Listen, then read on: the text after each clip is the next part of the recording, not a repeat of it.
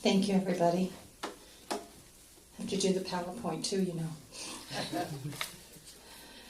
Okay, so faith is taking that first step even when you don't see the whole staircase. Ever been there? Yeah. Right? Can you imagine? It's a tricky process, and faith is more than hope, right? We do have hope also, but it's a little bit more stronger than hope. It's the next level up.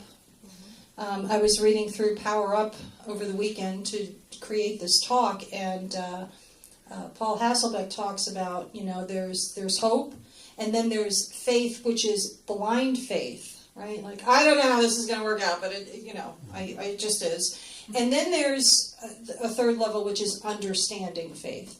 A spiritual understanding, just a deep inner knowing that, yeah, we got this. It's going to work out. I don't have any idea what it's going to look like, but I am completely confident that it is going to be just fine. Right? So I was going to start in a little different direction, but I heard a reaction when we read the Daily Word. When Lori read it, I heard your reaction to this middle portion here, so I want to touch on this. My intent is not to prove my faith to myself or others. Ever been there? No, you don't understand. Unity's a good place. It's okay, it's really not a cult, and I'll tell you why. Unity is a good place. It's where I found myself. It's where I can hear myself trying to explain to my family why I've decided to become a Unity minister. And they're not upset with me. They're not, anything, but they're confused. They don't understand why don't you just continue to go to Sunday Mass at the Catholic Church, stand up when you're supposed to, kneel when you're supposed to, do the hokey pokey, whatever it is. Yeah, we know the ritual, yes. And why don't you just do that? Because that's easier. I don't understand why you're going to school for 5 years. I don't understand why you're a leader of a church, on and on and on. There's just not an understanding, and that's okay. They don't have to get me today. But there was a time in my life when I was trying to prove why I was doing what I was doing. You needed to understand that I had faith and that I don't have to do that anymore. Right? So that's what this Daily Word says, which jumped out at me too when I first found it. My intent is not to prove my faith to myself or others. I just know it's there. It is one of our 12 powers that Charles Fillmore wrote about. It is a power that I can call forth at any single moment. I have the faith. I have unlimited faith to face whatever I'm going through, knowing that the spiritual laws that are in place are going to work in my favor always, even if my human mind perceives otherwise. That's the biggest one. Yeah, exactly. The second part of that sentence, paragraph is, I choose to live a life in which my thoughts, words, and actions consistently reflect my faith. Do your thoughts, words, and actions consistently reflect your faith? Not consistently. Try. Have you driven on the highway lately? I would like to say to you that I am much more consistent than I used to be at it, but I'm not anywhere near perfection yet, that's for sure. I will invite you to let go of the idea of becoming perfect in anything. And I will suggest that maybe we strive for excellence in the area that we're looking at. So in this particular case, thoughts, words, actions, consistently, I am striving for excellence in that area. But if I don't do it perfectly 110% of the time, I'm not going to beat myself up, because that's certainly not going to help anything. But this is big. This is big. When I was moving, getting ready to move up here from Florida, and people were questioning that move, I had faith for some reason, I just knew this was what I was supposed to be doing. I knew Unity of Central Massachusetts was where I was supposed to come before I met you. That's really scary. But it's true. I did. I knew that. I announced it. It's recorded. I think it's on YouTube of me saying to the congregation at Unity of Fort Myers, I picked UCM. They don't know it yet. I think you can find a recording of that. So it's funny, but somehow I just knew. And my thoughts, words, and actions back that up. Right? As I was giving away my furniture. And all of a sudden, my furniture got picked up about 10 days before I actually hit the road to drive up here. And I'll tell you what, those last 10 days of going into an apartment with, like, basically, I did have a lawn chair. And I had a little TV tray. And I had my mattress and box spring, and that's all I needed. And everything else was in suitcases. The clothes were in suitcases, and it was perfectly fine, right? I didn't know I would have said that to you if you had told me, yeah, you're going to be living for 10 days like this, but it's all good. So yeah, I wanted to go back to that because I think that's important. If I leave here today, and if each of us were to focus on thoughts, words, and actions showing, exhibiting our faith, that would be amazing. The people around us that interact with us today and all through the week would be like, wow, what happened to them? Huh? I just think that's... We drank the Kool-Aid. Right? We drank the Kool-Aid, yeah. Now you're getting the idea. Now you're getting the idea. I'm trying to put things back. I'm sorry, I'll take my stuff out of here. No, it's not your fault. It's fine. Okay, so you know that I go to truthunity.net. That is the website. If you have any questions about Unity history, about Unity teachers, things like that, the Metaphysical Bible Dictionary is on there online for free. Revealing Word on there online for free. There's tons of material, but that's where I go to get lost. And this is where I got that metaphysical meaning of faith. Faith is the perceiving power of the mind linked with the power to shape substance. Say that again. The perceiving power of the mind linked with the power to shape substance.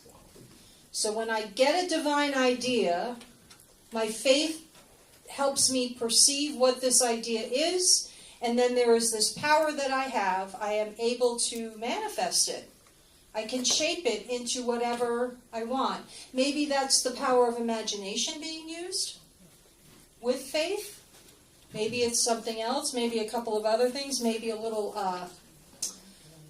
we have a power called the power of judgment, but it doesn't mean judging as in I judge you wrong. It's the power of discernment. It's the power to pick and choose what spiritually feeds me. Kind of a thing. So that can couple it up with the power of faith. Would you repeat that quote one more time? Sure. I love it. You guys are paying attention. This is so cool. Faith is the perceiving power of the mind linked with the power to shape substance. So it also says it's the power to do the seemingly impossible. I know some of your stories, and I know there are people in this room, probably every single one of us have a story about how we did something we didn't think was possible. Think of that. What was really going on was your power of faith was teaming up with your ability to shape substance into whatever it was that you were looking for. It's good stuff. And you've got it in you. Norman Vincent Peale says, believe in yourself. I think that's the hardest part. I think it is the hardest part for us to look at ourselves and say, yes, I can do this. Now, I can look at all of you and I can tell you, you can do whatever you want. You're great. You're magnificent. You're fantabulous. I look in the mirror, I have a little bit of a harder time telling myself, yes, I can do the impossible. So I have a hint for you. I have a little bit of a suggestion that has worked for me. And it's because someone turned the tables on me one time. A friend of mine said, what would you tell me if I told you the things you just told me? And I went into a whole litany of all the suggestions I would tell. Yeah, but you've got this, and you can do that, and blah, blah, blah.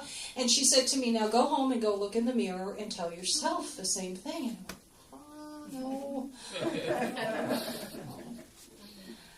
But it worked. Okay? I work with people. I'm a life coach. So sometimes, once in a while, I'll have a client every now and then, and we'll be talking about things, and I will be giving them suggestions. And I know darn well that I am just about to face a very similar situation, and I'm going to have to do exactly what I've just told them to do. It inevitably fails. Or I've just gone through a situation, and now I can share my experience with them and give them a little bit of hope as to what's happening. But if we're willing to make suggestions to friends, some would call it giving unsolicited advice, but if we're willing to give suggestions to friends, we need to be willing to take those same suggestions.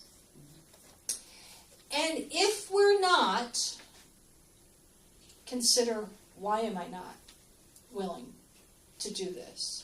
Why am I willing to think that Kathy is capable of doing X, Y, and Z, and yet I don't feel like I am capable of doing X, Y, and Z? Why is that? That will take you to a deeper level of self-understanding.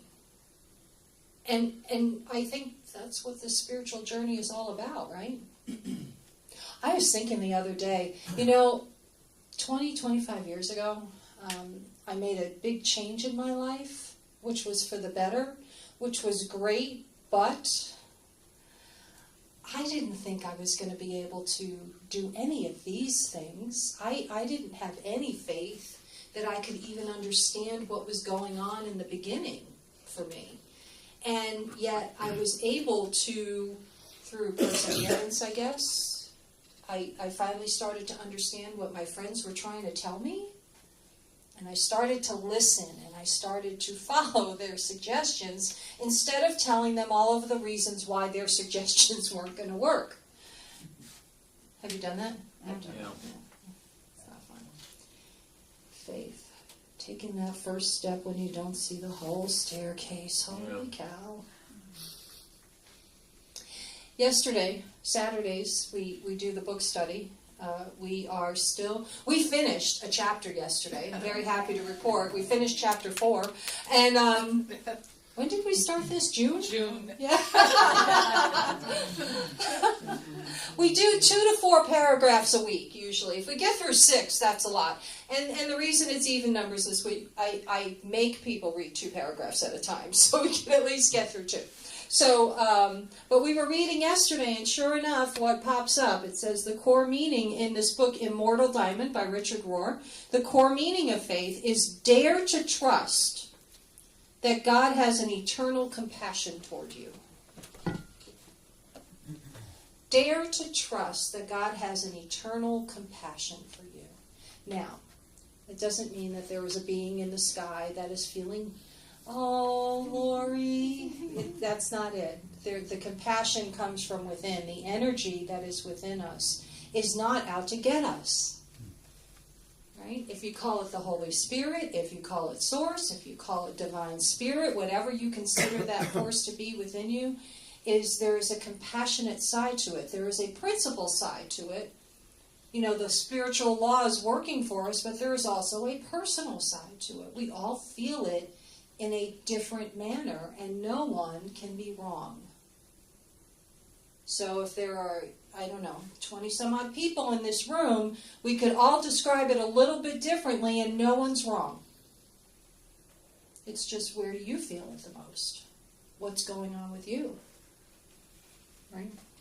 So I love that. I love that it just jumps out at me. Dare to trust. You dare to trust?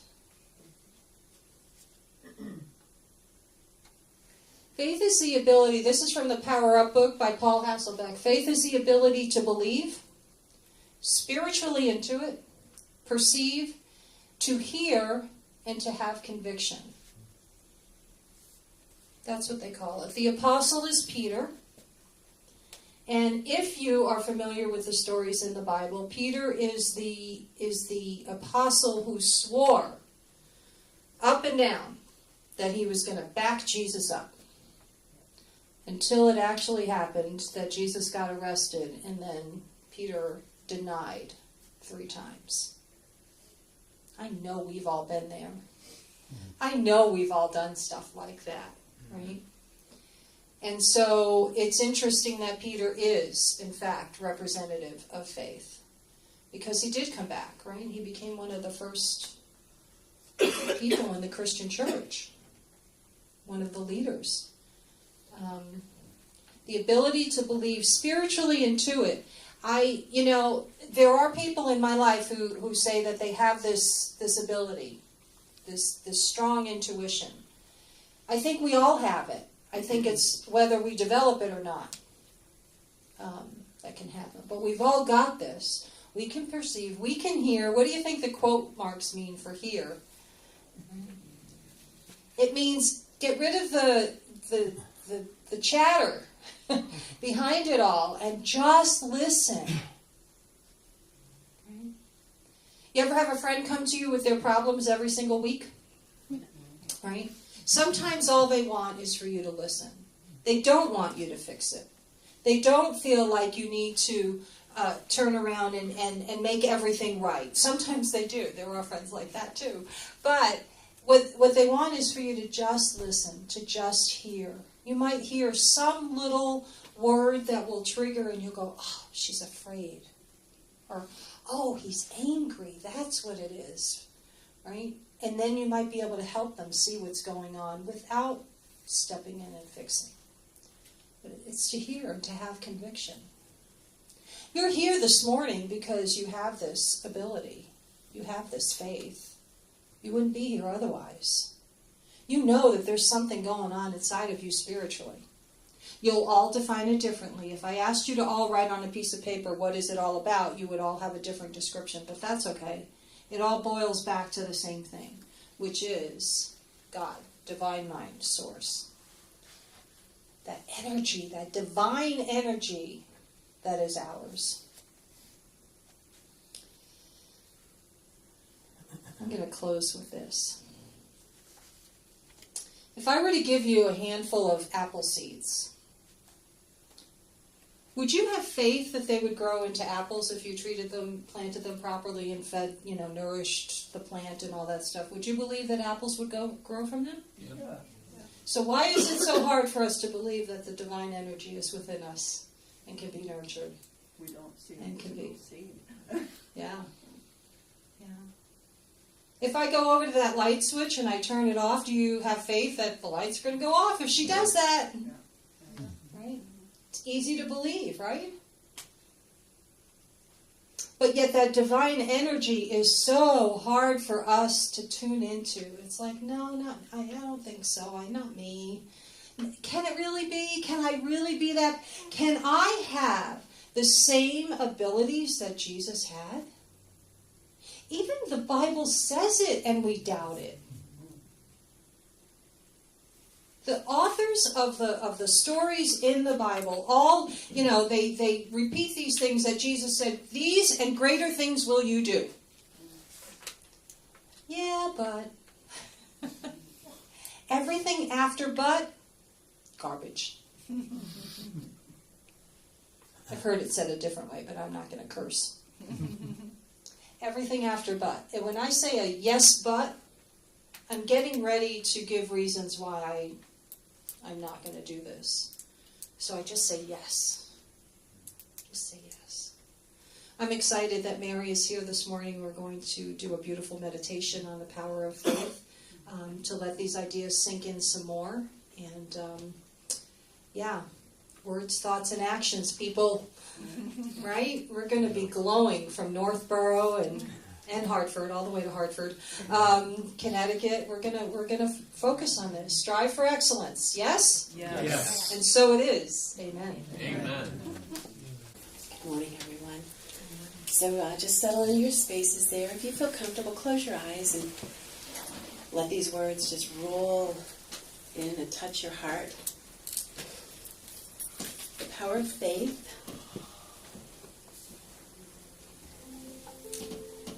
Faith blesses my day and paves my way. Faith is the ability to believe, intuit, and perceive. The disciple Peter represents faith in spiritual things and faith in God. The corresponding color is blue, and the location is the center of the brain. Of all the faculties, the one Jesus spoke of most frequently was faith. Have faith. Believe. Trust. Over and over, Jesus emphasized the first of our powers, and in one of his disciples, we watch the faculty develop. Faith does not come all at once with mighty thud. It must grow. It must be encouraged. It must be invited, and then became made welcome. As Simon, the crude fisherman, became Peter, the dedicated apostle, so the ability to trust God must grow in our lives. Faith has been defined in many ways. The writer of Hebrews referred to it as the assurance of things hoped for, the conviction of things not seen. It's Hebrews 11:1. Understood in this light, faith is the quality in us which enables us to look past appearances of lack, limitation, or difficulty, to take hold of a divine idea and believe in it, even though we do not see any evidence of it except for in our minds. Through faith, we know with an inner knowing that the truth that has not yet been expressed itself in our manifest world.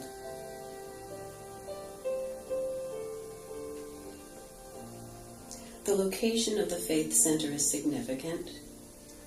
It is in the center of our head, between the ears and the eyes.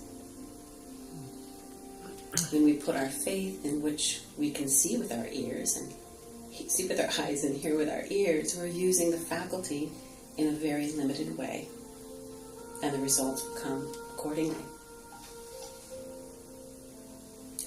However, we can center the faculty of faith on our inner vision and our inner hearing, developing this faculty through prayer, to know the potential God has given us.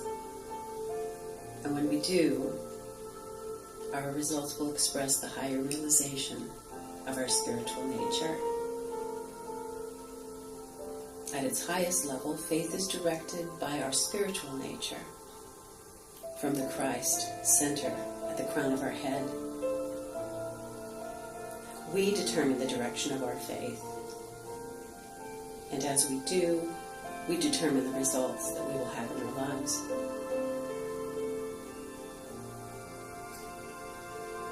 In developing the quality of faith, we must start as Peter did, by being receptive to the truth ideas, letting them grow in us until we can feel our absolute oneness with the quality of faith.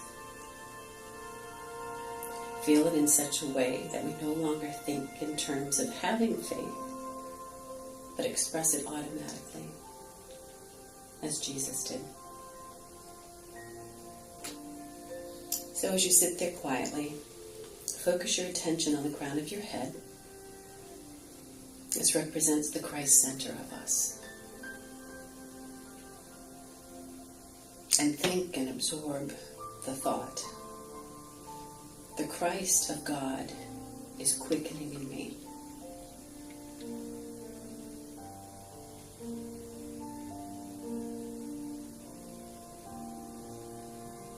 Next, move the center of your attention to your forehead, often thought of as representing the consciousness level of mind. realize that you are consciously aware that the Christ in you from God is being quickening. And say to yourself, I am aware that the Christ of God is quickening in me.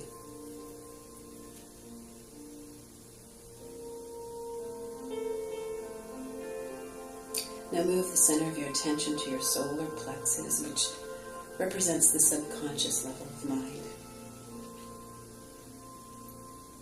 In order to accept your awareness that the Christ of God is being deepened in you at the deepest level of your being, affirm to yourself that I am grateful that the Christ of God is being quickened in me.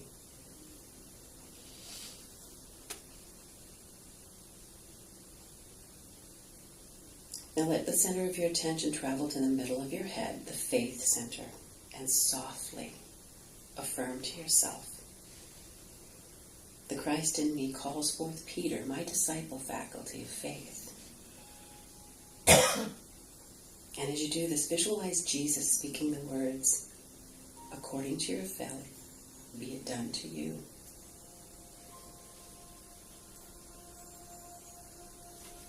And as you do, whisper, I am grateful. Amen.